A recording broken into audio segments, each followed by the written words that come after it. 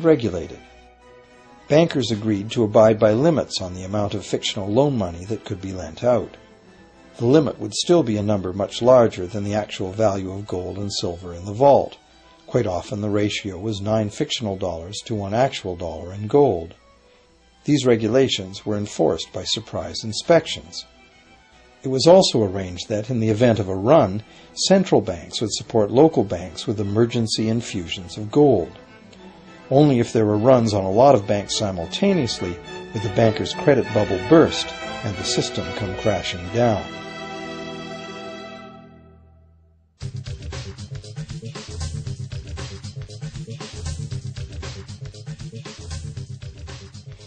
Over the years, the fractional reserve system and its integrated network of banks backed by a central bank has become the dominant money system of the world. At the same time, the fraction of gold backing the debt money has steadily shrunk to nothing. The basic nature of money has changed. In the past, a paper dollar was actually a receipt that could be redeemed for a fixed weight of gold or silver. In the present, a paper or digital dollar can only be redeemed for another paper or digital dollar. In the past, privately created bank credit existed only in the form of private banknotes, which people had the choice to refuse, just as we have the choice to refuse someone's private check today. In the present, privately created bank credit is legally convertible to government-issued fiat currency, the dollars, loonies, and pounds we habitually think of as money. Fiat currency is money created by government fiat or decree, and legal tender laws declare that citizens must accept this fiat money as payment for debt, or else the courts will not enforce the obligation. So now the question is, if governments and banks can both just create money, then how much money exists? In the past, the total amount of money in existence was limited to the actual physical quantities of whatever commodity was in use as money. For example, in order for new gold or silver money to be created, more gold or silver had to be found and dug out of the ground. In the present, money is literally created as debt. New money is created whenever anyone takes a loan from the bank. As a result, the total amount of money that can be created has only one real limit: the total level of debt.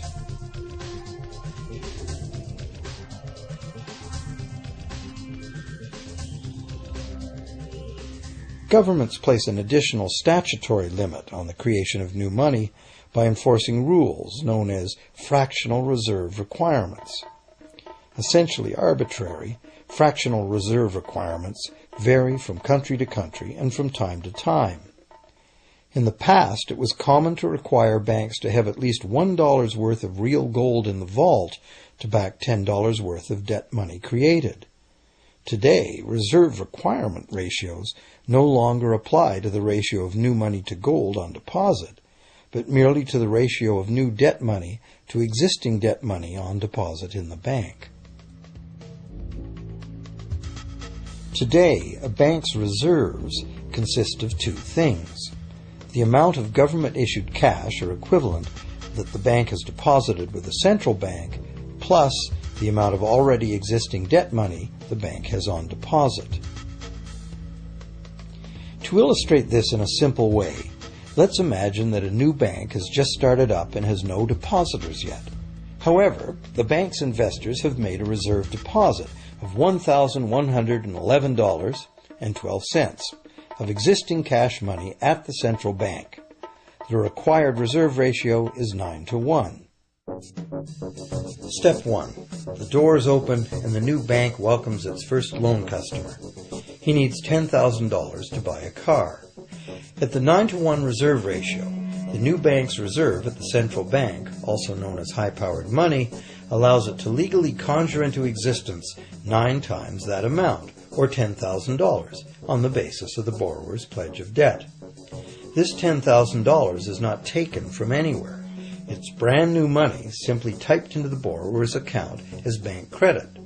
The borrower then writes a check on that bank credit to buy the used car.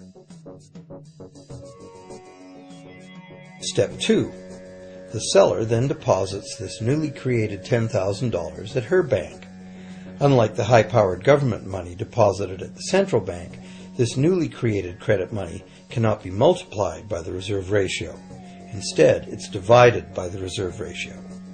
At a ratio of 9-to-1, a new loan of $9,000 can be created on the basis of the $10,000 deposit. Step 3. If that $9,000 is then deposited by a third party at the same bank that created it or at a different one, it becomes the legal basis for a third issue of bank credit, this time for the amount of $8,100. Like one of those Russian dolls where each layer contains a slightly smaller doll inside, each new deposit contains the potential for a slightly smaller loan in an infinitely decreasing series. Now, if the loan money created is not deposited at the bank, the process stops. That's the unpredictable part of the money creation mechanism.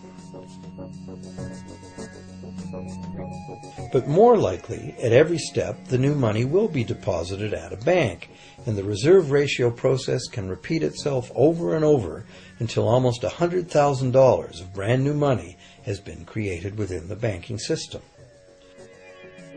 All of this new money has been created entirely from debt, and the whole process has been legally authorized by the initial reserve deposit of just $1,111.12, which is still sitting untouched at the central bank. What's more, under this ingenious system, the books of each bank in the chain must show that the bank has 10% more on deposit than it has out on loan. This gives banks a very real incentive to seek deposits in order to be able to make loans, supporting the general but misleading impression that loans come out of deposits.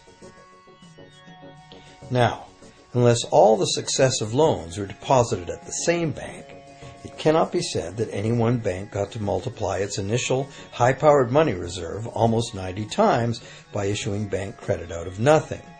However, the banking system is a closed loop. Bank credit created at one bank becomes a deposit in another, and vice versa. In a theoretical world of perfectly equal exchanges, the ultimate effect would be exactly the same as if the whole process took place within one bank. That is, the bank's initial central bank reserve of a little over $1,100 allows it to ultimately collect interest on up to $100,000 the bank never had.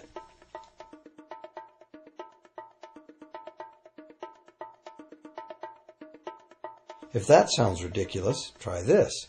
In recent decades, as a result of steady lobbying by the banks, the requirements to make a reserve deposit at the nation's central bank have all but disappeared in some countries, and actual reserve ratios can be much higher than 9-to-1.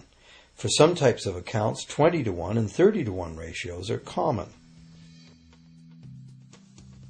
And even more recently, by using loan fees to raise the required reserve from the borrower, banks have now found a way to circumvent reserve requirement limitations entirely.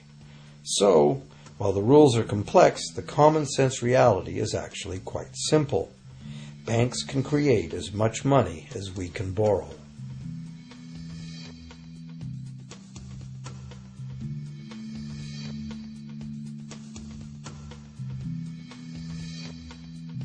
Despite the endlessly presented mint footage, government-created money typically accounts for less than 5% of the money in circulation. More than 95% of all money in existence today was created by someone signing a pledge of indebtedness to a bank. What's more, this bank credit money is being created and destroyed in huge amounts every day, as new loans are made and old ones repaid.